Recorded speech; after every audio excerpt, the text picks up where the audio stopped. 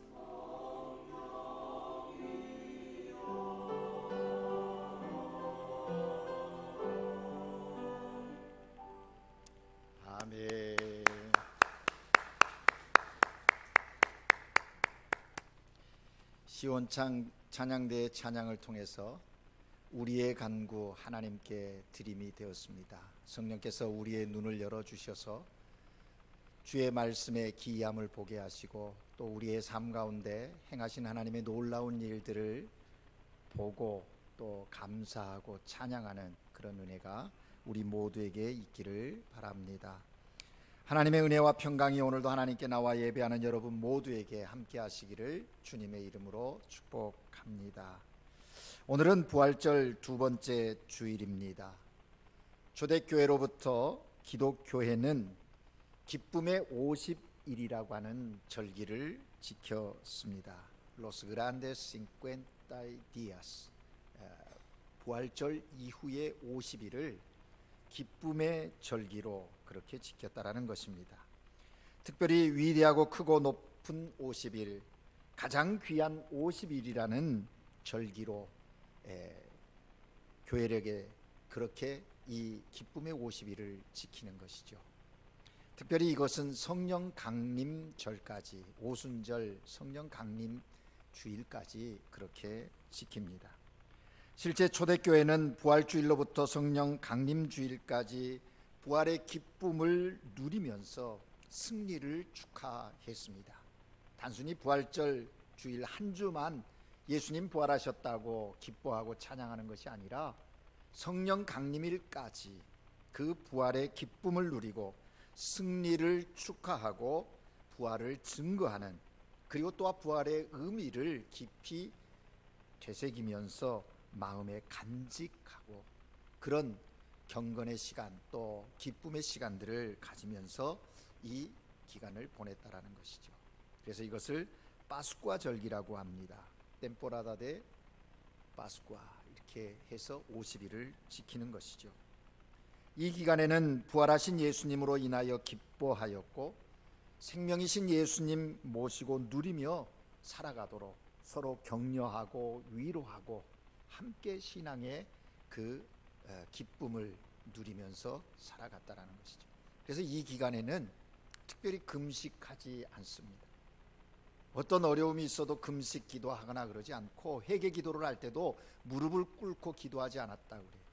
사망 권세 이기시고 부활하신 주님의 그 부활의 승리의 기쁨을 마음에 새기면서 감사하고 그 부활의 기쁨을 누리는 그런 신앙이었다라는 것이죠.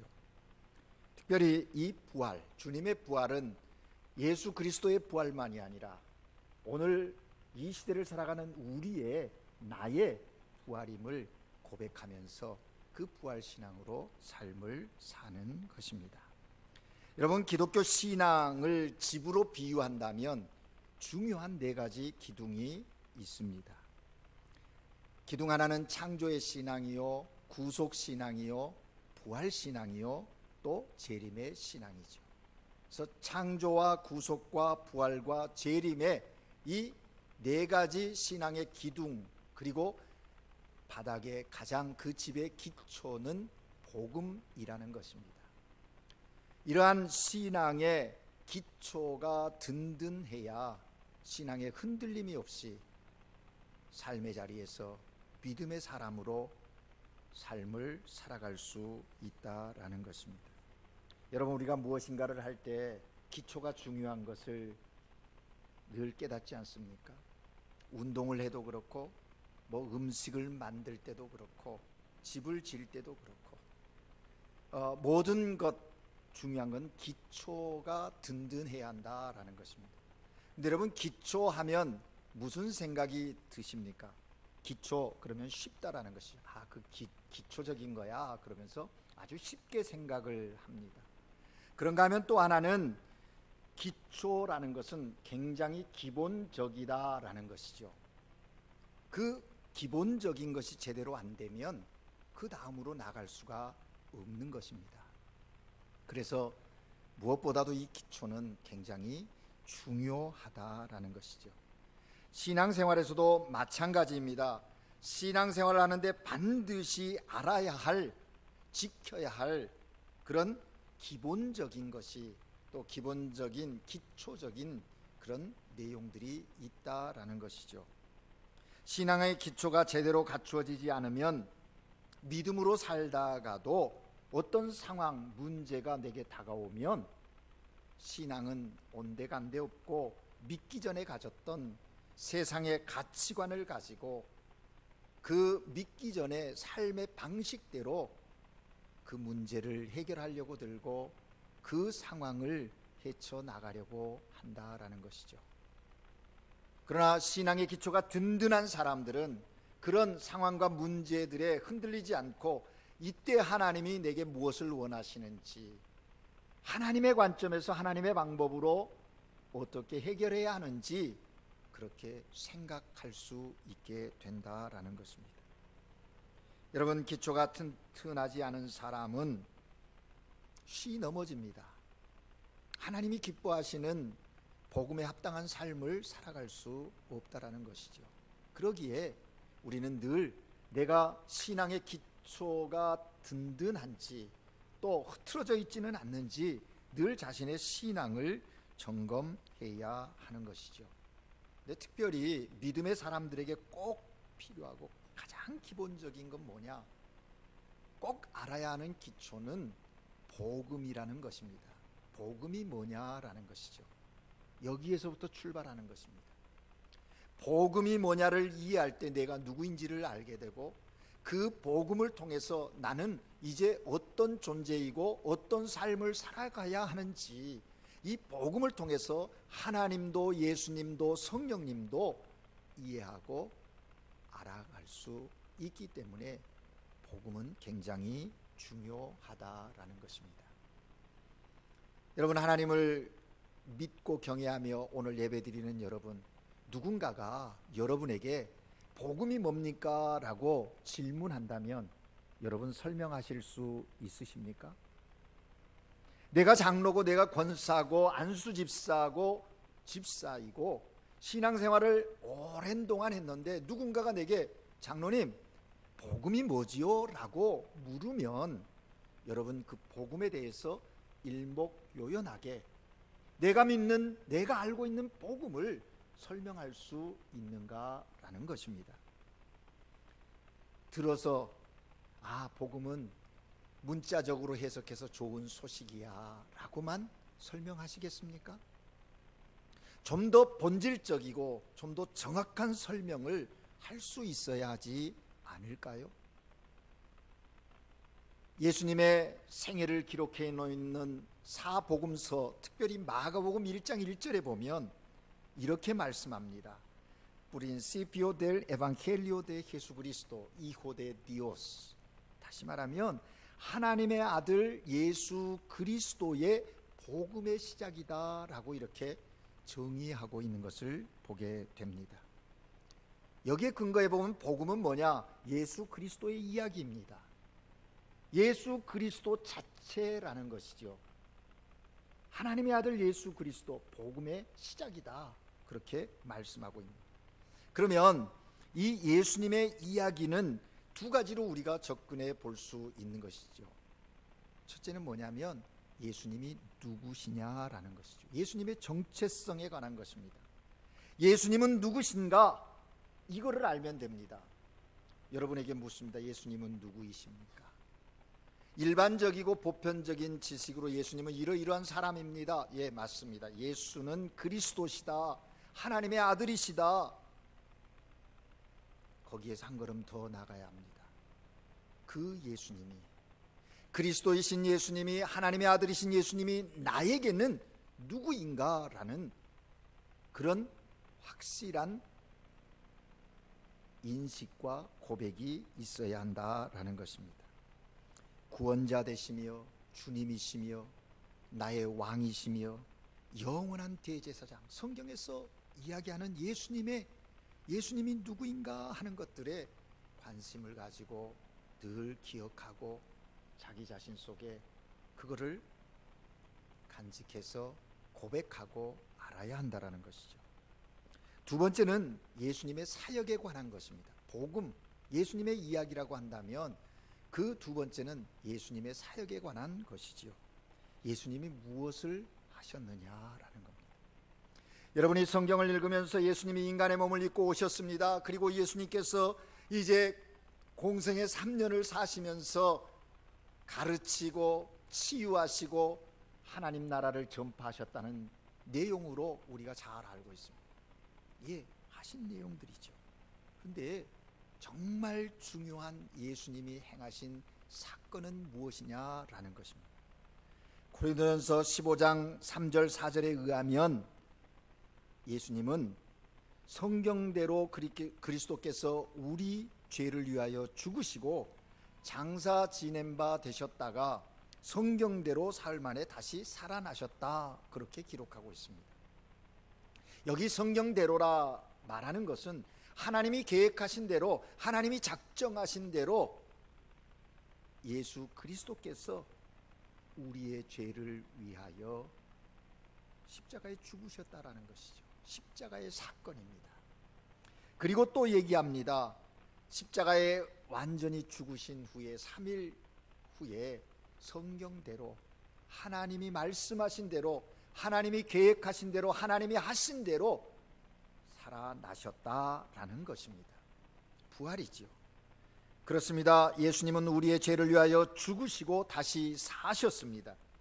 다시 말하면 복음은 예수 그리스도 자체이시며 예수 그리스도의 죽음과 부활의 사건을 말하고 있다라는 것입니다. 그러면 이게 복음이라면 믿음은 뭐냐라는 것입니다. 믿음이라고 하는 것은 이렇게 선포된 복음을 받아들이는 것이 믿음입니다.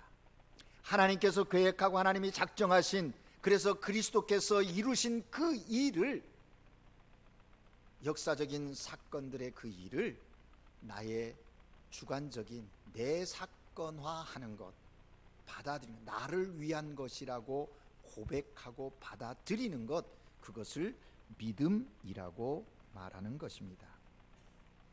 예수님이 죽으시고 부활하신 그 사건은 2000년 전의 사건이 아닙니까? 팔레스틴에서 일어난 거예요. 그 역사적인 사건이죠.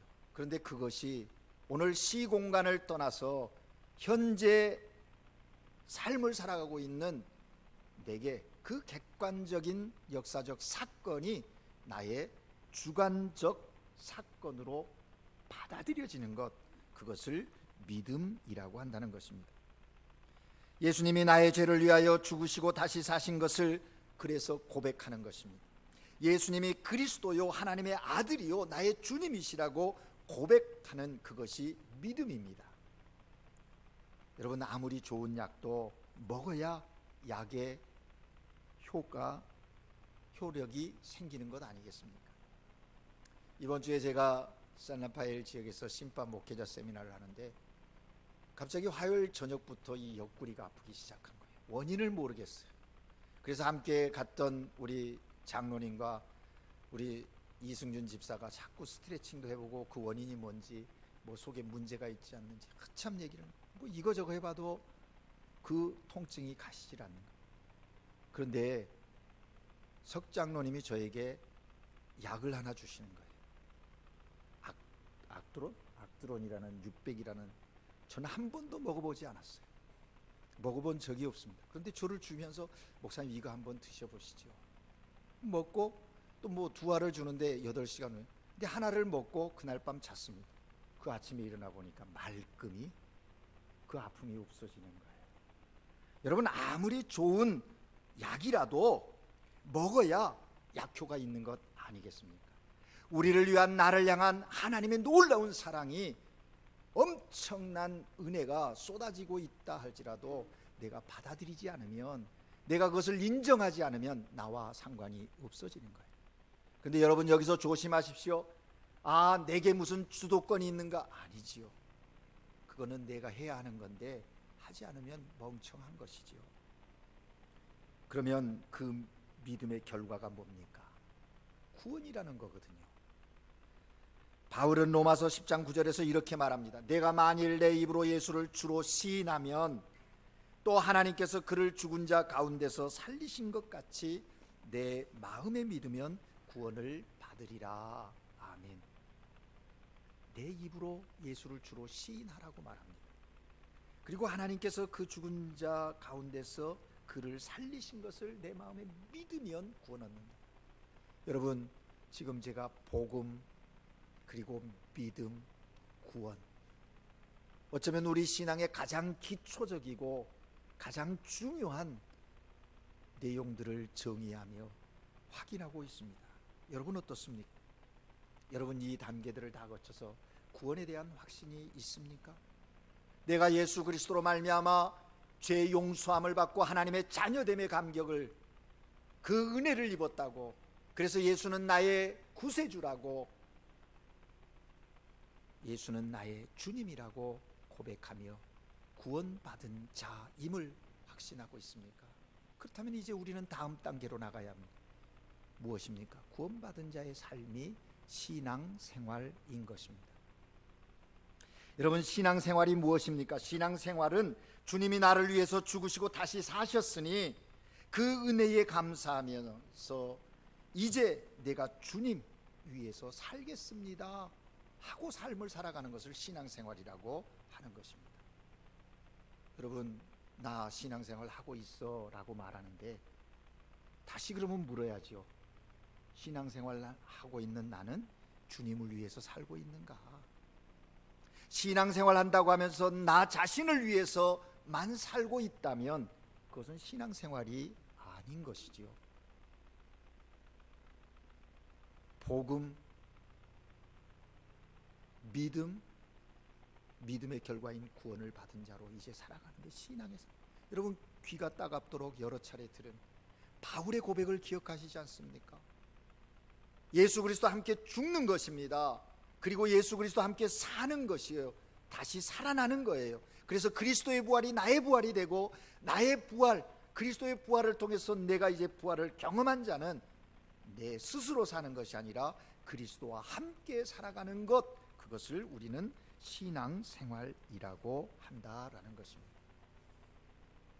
이러한 개념들이 정확해져서 올바른 신앙의 삶을 살아갈 수 있기를 주의 이름으로 축복합니다. 신앙생활 한다고 하는데 여전히 내 욕망과 내 것에 집착되어져 있는 삶이라면 온전한 신앙이 아니라는 것이죠. 부활절 둘째 주일 예배를 드리는 여러분, 바른 신앙생활을 하겠다고 하는 결심이 저와 여러분들 속에 있어지기를 바랍니다. 요즘 우리가 이제 고린도서를 읽고 있지 않습니까? 고린도전서를 읽고 묵상하는데 이번 주에 1장에서부터 6장까지 읽으셨어요. 고린도서를 읽는데 좀 도움이 되도록 고린도서의 배경에 대한 설명을 좀 드릴까 합니다. 고린도 교회는 바울이 2차 선교 여행 중에 약 1년 반 동안 그 지역에서 복음을 전하면서 복음을 듣고 믿어 구원함을 얻은 사람들로 구성되어진 믿음의 공동체입니다. 특별히 고린도라고 하는 지역은 로마에 속해 있는 지방 도시로서 아가야 지방이라는 그곳의 수도 역할을 해요.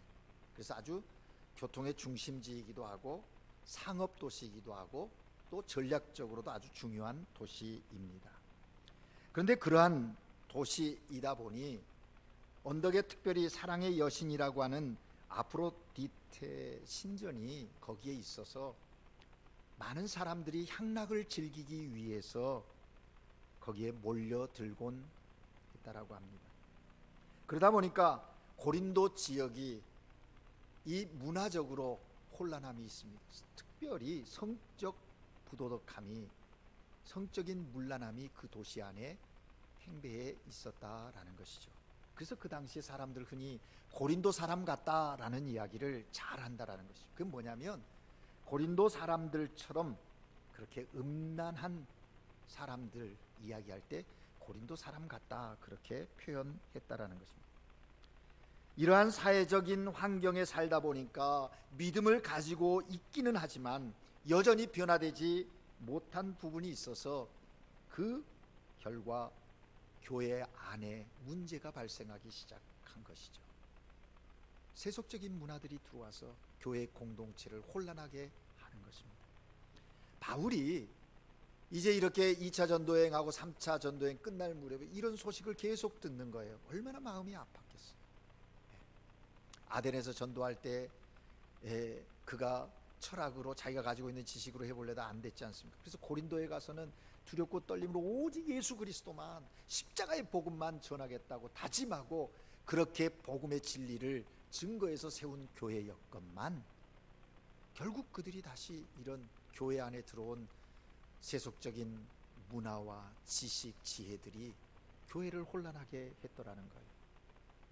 그 이야기를 들으면서 바울이 그 고린도 교회 상황에 옳지 못함을 듣고서 가장 복음적인 거룩한 공동체 되도록 하기 위해서 문제마다 답을 쓰면서 보낸 서신이 고린도 전서라는 것이죠. 그래서 여러분, 이번 주에 우리가 읽은 대로 1장에서 4장까지 보면요, 가장 먼저 다루는 부분이 뭐냐면 교회 안의 분열입니다. 시기와 분쟁으로 패가 나누어지고 다툼이 있는 거예요. 그 다음에 5장에 가면 음행의 문제를 다룹니다. 그리고 이제 6장에 가면 교회 공동체 안에 문제가 발생했을 때, 성도 간에 문제가 발생했을 때 서로 사랑하고 또 양보하고 이해하면서 해결해야 되는데, 그 문제들을 세상 법정으로 가지고 나가는 거예요. 그러한 경우에 대해서 그리스도인은 어떻게 해야 하는가 하는 것에 대해서 바울이 지침을 주고 있다라는 것이죠. 그리고 8장 10장에 보면 우상의 제물, 앞서 말한 대로 거기에 신전이 있고 여러 우상의 제물들이 행해졌는데, 그 제물에 드렸던 음식을 먹는 것이 신앙적이냐, 먹지 않아야 되느냐, 뭐 이런 문제로도 갈등이 있게 되었고, 결혼 문제, 독신의 문제를 다루기도 합니다.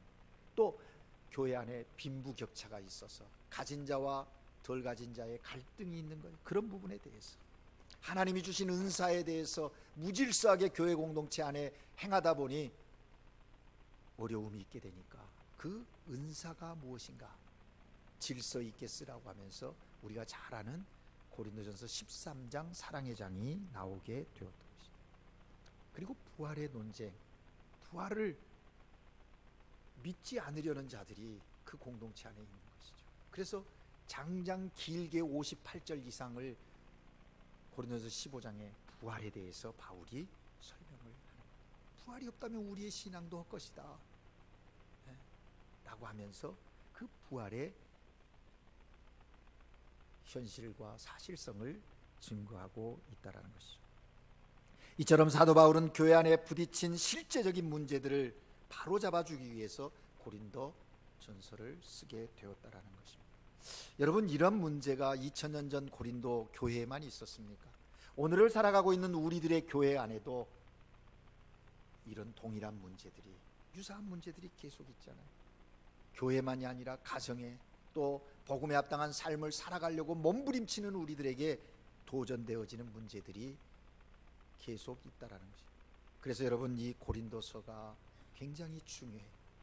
올바른 신앙, 복음에 합당한 신앙을, 삶을 살아가려면 정말 이 고린도서를 잘 읽고 묵상하고 그 말씀 속에 우리의 삶의 지침을 받는, 성령의 인도함을 받는 그런 은혜가 있어야 한다라는 것입니다.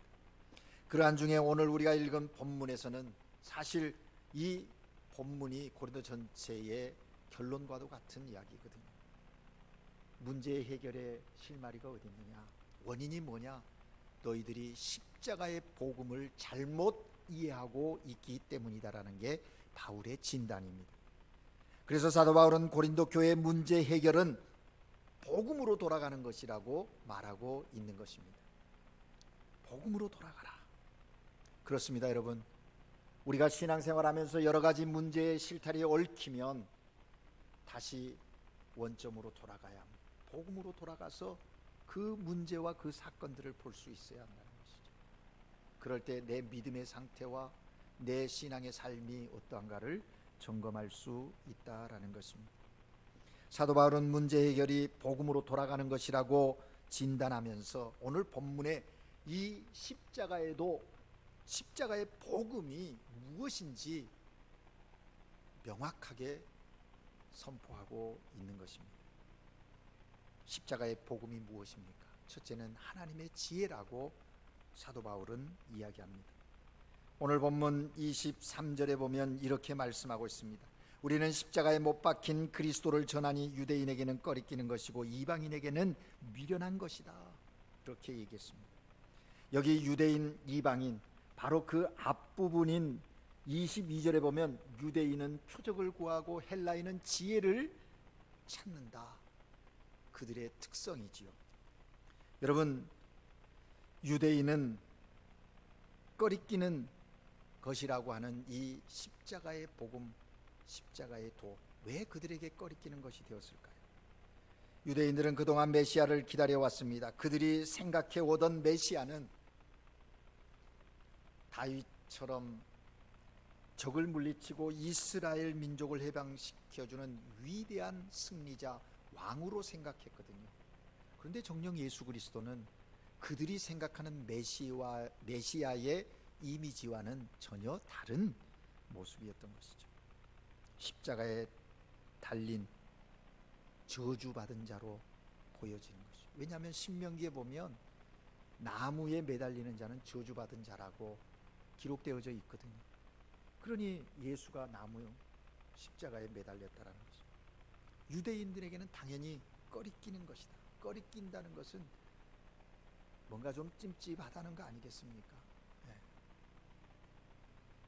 그럴 뿐만 아니라 헬라인들, 이방인, 그 당시에 유대를 중심으로 유대인과 이방인밖에 존재하지 않은 거 아니겠어요? 그래서 이렇게 이방인 얘기했는데 이방인들에게는 미련한 거예요.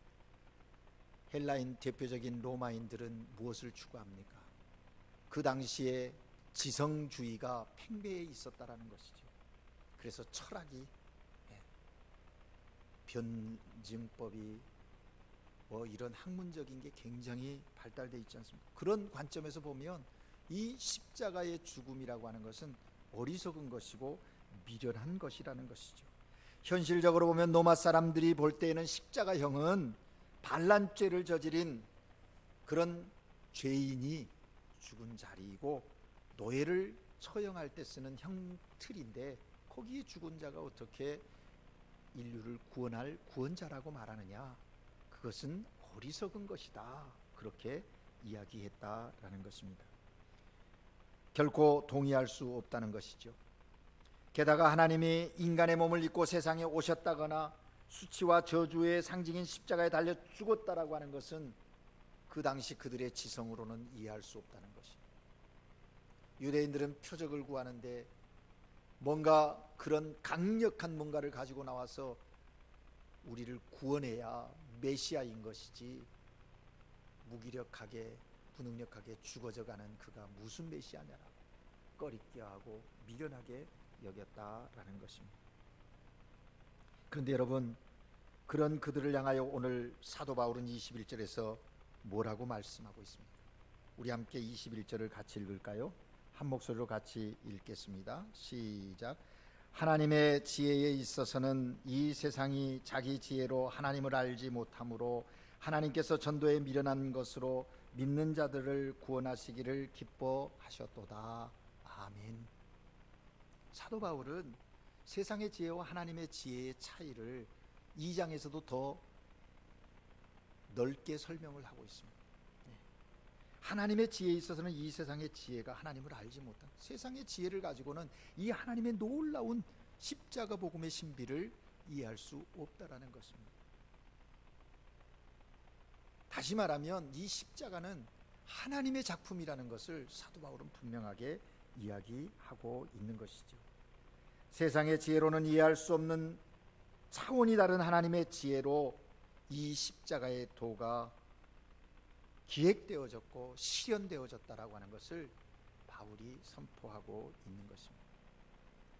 오늘도 마찬가지입니다. 이 십자가의 도는 세상의 지혜로 이해할 수 없습니다. 예수를 구원자로 받아들이는 것, 여러분 보십시오. 철학의 심오한 지식을 가진 사람들이 나름 자기가 알고 있는 인문학으로, 과학으로 좀 뭐 좀 안다고 하면 이래서 안 되고 저래서 안 되고 부정하려 들지 않습니까? 그들에게는 여전히 꺼리끼는 것이고 미련한 것이라는 거죠. 그러면 누가 이 하나님의 지혜를 깨달아 알 수 있을까요? 성령의 감동함을 받는 자. 하나님의 지혜를 깨닫는 사람은 성령의 감동하심을 따라서 깨달아 알게 된다는 거예요. 하나님의 지혜를 깨닫는 사람들만이 그래서 왜 하나님이 인간으로 오셨는지, 왜 인간이 되신 하나님이 십자가에 죽으셔야 했는지, 왜 십자가의 도를 믿는 사람들이 죄사함을 받고 구원을 얻게 되는지 그 하나님의 지혜를 깨달아 알게 된다는 것이죠. 십자가의 복음 안에 그 하나님의 지혜가 증거되어지고 있고, 그 지혜를 깨닫는 것은 성령이 내 안에 역사하실 때 가능해집니다. 그래서 우리는 늘 성령의 임재를 구해야 하고, 성령이 우리의 눈을, 우리의 마음을 열어주고, 오늘 찬양대의 찬양처럼 성령이 우리의 눈을 열어 주의 법을 보게 하고 주의 역사를 볼 수 있게 해달라고 우리는 늘 기도해야 한다라는 것입니다. 사도 바울은 오늘 십자가의 복음이 하나님의 능력이라고 두 번째로 증거합니다. 본문 18절에 보니까 십자가의 도는, 즉 십자가의 복음이 구원받는 우리에게는 하나님의 능력이라고 말씀하고 있습니다. 또 24절에 보면 오직 부르심을 받은 자들에게는 그리스도가 하나님의 능력이라고 증거하고 있습니다. 십자가의 복음, 그것은 참 신비로움입니다.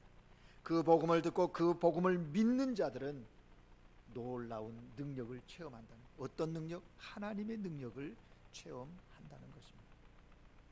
십자가의 복음, 하나님의 능력이란 무엇일까요? 구체적으로 무엇을 말하는 것일까요? 그것은 변화시키는 능력입니다. 여기서 우리는 다시 질문합니다. 내가 십자가의 복음을 믿고 받아들여서 내 삶의 변화가 있는가? 자신의 삶을 점검해 봐요. 변화의 능력을 가진 그 복음, 그것이 내 삶에 경험되어지고 있는가? 고린도후서 5장 17절 말씀에 보면 그런즉 누구든지 그리스도 안에 있으면 새로운 피조물이라 이전 것은 지나갔으니 보라 새 것이 되었도다 말씀하십니다. 십자가 능력이 사람을 새롭게 창조하는 능력임을 말씀하고 계시는 것입니다. 거듭나게 하시고 새롭게 변화되게 하시는 능력이라는 거예요. 여러분, 예수 그리스도를 구세주로 고백하고 믿음 가운데 있습니까? 그러면 삶의 변화를 경험해요. 어떤 변화일까요? 어제나 오늘이나 앞으로도, 그리고 그가 누구든지 십자가의 복음이 믿어지는 사람들, 그 사람들의 삶에는 변화가, 생각이 변하고 마음이 변하는, 반복되어진 습관이 멈춰지고 악한 습관, 거짓된 습관, 온전치 못한 습관이 멈춰지고 새로운 변화의 삶으로 나아가게 된다라는 것입니다. 욕망과 정욕에 사로잡혀 살던 사람들을 욕망과 정욕에서 벗어나게 해주는 것, 그것이 복음의 능력입니다. 오랜 세월 괴롭혀 오던 그 반복되어지는 그 습관들, 그것을 끊게 하고 돌이키게 하는 능력이 바로 복음의 능력이라는 것이죠. 여러분에게 묻고 싶습니다. 복음으로 인하여 변화된 삶의 모습이 있습니까? 만약에 그런 부분이 없다면 다시 주님께 간구할 수 있기를 바랍니다. 주님, 십자가의 복음이 내 안에 나를 변화시키는 능력이라고 하였는데 그 능력이 내 삶에 역사되게 하옵소서. 후회해야 할 것입니다. 하나님이 맡겨주신 사명도 감당하지 못하고 늘 뭔가 마음에 영적인 그 중압감에 또 죄책감에 눌려 있는 분들이 있습니까? 기도하십시오. 주님, 이 중압감과 죄책감에서 벗어나 정말 주님 사랑함으로 헌신하고 순종하는 변화의 삶 살게 하옵소서. 기도할 수 있어요. 오늘 우리 모두에게 이런 십자가 복음의 능력이 임하여서 우리의 삶에 놀라운 변화의 역사들이 일어나는 복된 성도들이 되시기를 주의 이름으로 축복합니다. 이제 말씀을 정리합니다. 오늘 본문 두 구절을 한 번 더 함께 읽기를 원합니다. 18절과 24절입니다. 우리가 이 두 구절은 암송해도 좋겠습니다. 우리가 함께 읽겠습니다. 먼저 18절입니다. 시작. 십자가의 도가 멸망하는 자들에게는 미련한 것이요 구원을 받는 우리에게는 하나님의 능력이라. 아멘. 24절입니다. 같이 읽습니다. 시작. 오직 부르심을 받은 자들에게는 유대인이나 헬라인이나 그리스도는 하나님의 능력이요 하나님의 지혜니라. 아멘. 여러분, 예수 그리스도 복음의 능력을 경험한 사람들, 복음에 합당한 삶을 사십시오. 그리고 이 부활의 주님을 증거하는 일을 부끄러워하지 마십시오. 복음을 증거하는 일을 부끄러워하지 말고 이제 우리의 삶 가운데서 예수가 그리스도시라고, 그 예수는 부활하셨다고 증거할 수 있는 그러한 담대한 신앙이 오늘 하나님께 예배드리는 저와 여러분 되시기를 바랍니다. 그래서 언제 어디서나 하나님의 지혜와 능력인 십자가의 복음을 붙들고 믿음으로 삶을 승리하는 우리 모두가 되시기를 주님의 이름으로 축복합니다. 기도하겠습니다. 사랑의 하나님 아버지, 죄악의 종노릇하였던 우리를 그리스도로 말미암아 구원하여 하나님 자녀 되게 하시고 복음의 능력으로 삶을 살아가게 하시니 감사합니다. 우리의 삶의 자리에서 하나님의 지혜와 능력인 복음으로 믿음의 선한 삶을 살아가게 하시고 복음에 합당한 삶을 살아가는 우리 모두가 되게 하옵소서. 그래서 주께서 이루어 주시는 변화된 삶의 체험을 통해서 하나님께 영광 돌리고 삶으로 예배하는 우리 모두가 되게 하옵소서. 이 예수 그리스도의 복음, 십자가의 복음 증거하는 것을 부끄러워하지 않는 우리의 삶이 되게 하옵소서. 주님의 몸된 교회에 맡겨주신 사명 잘 감당하게 하옵소서. 예수 그리스도 이름으로 기도합니다. 아멘.